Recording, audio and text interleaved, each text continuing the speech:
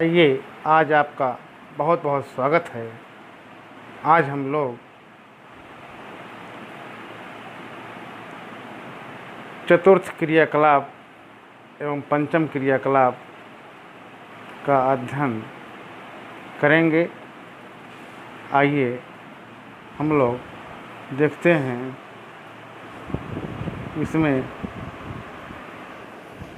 किस किस चीज़ का अध्ययन किया जाता है। तृतीय और चतुर्थ क्रियाकलाप में हम देखेंगे कि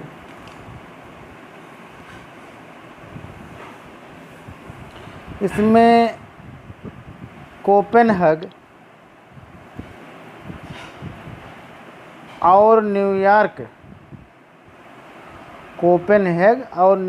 में एक बहुराष्ट्रीय कंपनी के मुख्य कार्यकारी अधिकारी तथा चिकित्सक प्रतिलेखक के बीच क्या समानता है। ये सभी लोक सेवा सेक्टर के उस प्रभाग में कार्य करते हैं जो ज्ञानोन्मुखी है। इस सेक्टर को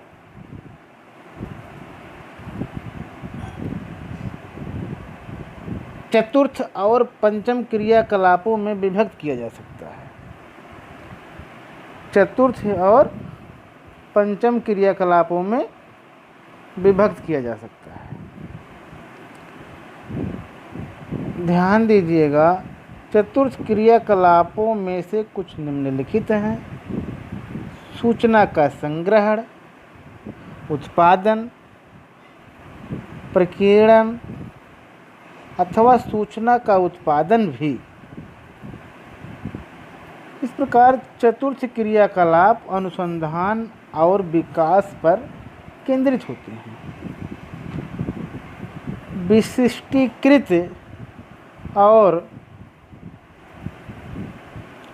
विशिष्टीकृत और ज्ञान प्रौद्योगिकी कुशलता और प्रशासकीय सामर्थ्य से संबद्ध सेवाओं के उन्नति नमूने के रूप में देखे जाते हैं। इस प्रकार से चतुर्थ सेक्टर को हम और अधिक स्पष्ट ढंग से इस प्रकार से समझ सकते हैं कि आर्थिक वृद्धि के आधार पर तृतीय सेक्टर के साथ चतुर्थ सेक्टर ने भी सभी प्राथमिक व द्वितीयक से रोजगारों को प्रतिस्थापित कर दिया है। विकसित अर्थव्यवस्थाओं में आधे से अधिक कर्मी ज्ञान के इस क्षेत्र में कार्यरत हैं और पारस्परिक कोष से म्यूचुअल फंड प्रबंधकों से लेकर परामर्शदाताओं, सॉफ्टवेयर सेवाओं की मांग में अति उच्च वृद्धि हुई है। कार्यालय भवनों, प्रारंभिक विद्यालयों, विश्वविद्यालयों, कक्षाओं, अस्पतालों व डॉक्टरों के कार्यालयों, रंगमंचों और लेखाकारियों, दलालों के फर्मों में काम करने वाले कर्मचारी इसी वर्ग की सेवाओं से संबंध रखते हैं। इस प्रकार हम आगे देखेंगे कि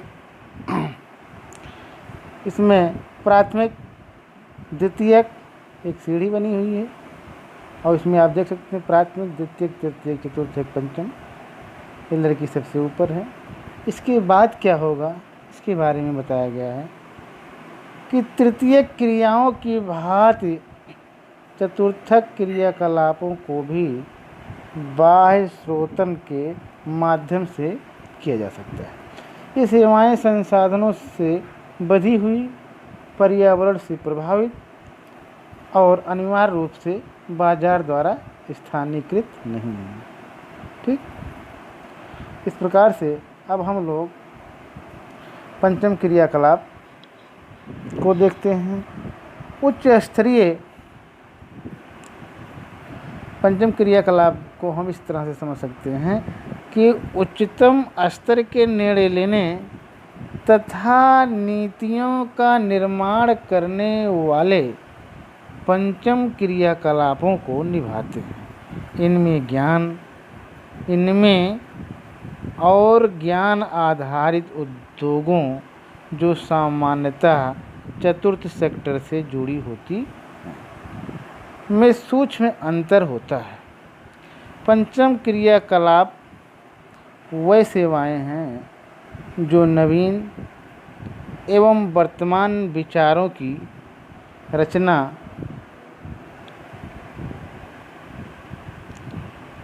उनके पुनर्गठन और व्याख्या, आंकड़ों की व्याख्या और प्रयोग तथा नई प्रौद्योगिकी के मूल्यांकन पर केंद्रित होती है। प्रायः स्वर्ण कॉलर कहे जाने वाले ये व्यवसाय तृतीय सेक्टर का एक और उपविभाग हैं जो वरिष्ठ व्यावसायिक कार्यकारियों, सरकारी अधिकारियों, अनुसंधान वैज्ञानिकों, वित्त एवं विधि परामर्शदाताओं इत्यादि को विशेष और उच्च वेतन वाली कुशलता का प्रतिनिधित्व करते हैं।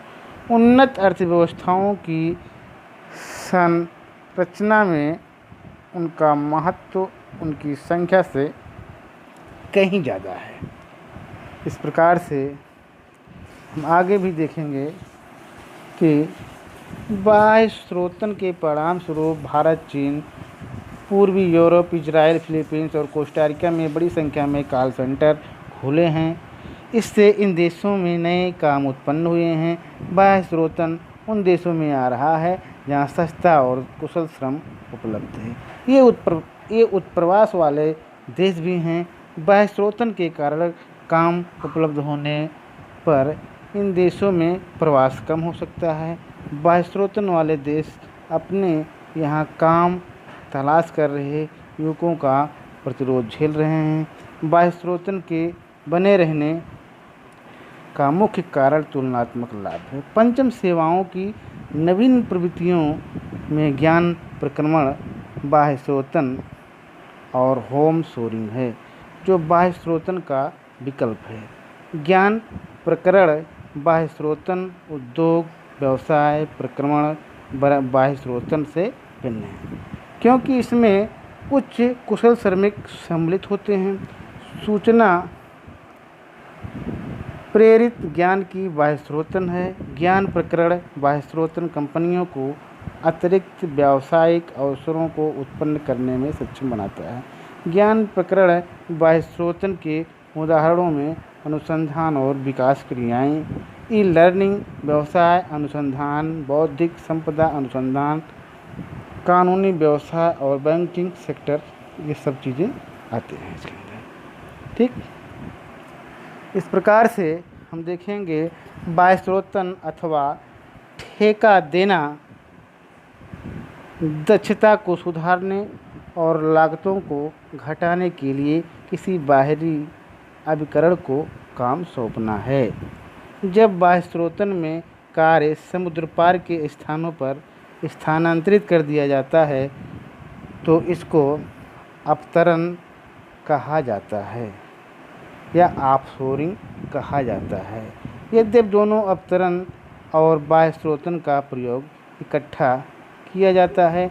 जिन व्यापारिक क्रियाकलापों को बाह्य स्रोतन किया जाता है उनमें सूचना प्रौद्योगिकी, मानव संसाधन, ग्राहक सहायता और कॉल सेंटर सेवाएं और कई विनिर्माण तथा अभियांत्रिकी भी सम्मिलित की जाती है।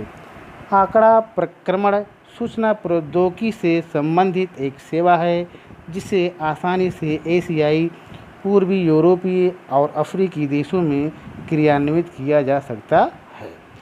इन देशों में विकसित देशों की अपेक्षा कम पारिश्रमिक पर अंग्रेजी भाषा में अच्छी निपुणता वाले सूचना प्रौद्योगिकी में कुशल कर्मचारी उपलब्ध हो जाता है। इस प्रकार से हैदराबाद और मनीला में स्थापित एक कंपनी भौगोलिक सूचना तंत्र की तकनीकी पर आधारित परियोजना पर संयुक्त राज्य अमेरिका अथवा जापान जैसे देशों के लिए काम करती है और श्रम संबंधी कार्य को समुद्र पार क्रियान्वित करने से, चाहे वह भारत, चीन और यहाँ तक कि अफ्रीका का कम सघन जनसंख्या वाला देश बोत्सवाना हो, ऊपरी लागत बहुत कम होती है, जिससे यह सेवा लाभदायक हो जाती है। आगे हम देखेंगे अंकीय विभाजक में सूचना और संचार प्रौद्योगिकी पर आधारित विकास से मिलने वाले अवसरों का वितरण पूरे ग्लोब पर असमान रूप से वितरित है। देशों में विस्तृत आर्थिक, राजनीतिक और सामाजिक भिन्नताएं पाई जाती हैं। निर्णायक कारक यह है कि कोई देश कितनी शीघ्रता से अपने नागरिकों को सूचना और संचार प्रौद्योगिकी तक पहुंच और उसके लाभ उपलब्ध करा सकता है। विकसित देश सामान्य रूप से इस दिशा में आगे बढ़ गए हैं, जबकि विकासशील देश पिछड़ गए हैं और इसी को अंकीय विभाजक कहा जाता है। इसी प्रकार देशों के भीतर अंकीय विभाजक विद्यमान है। उदाहरण, भारत अथवा रूस जैसे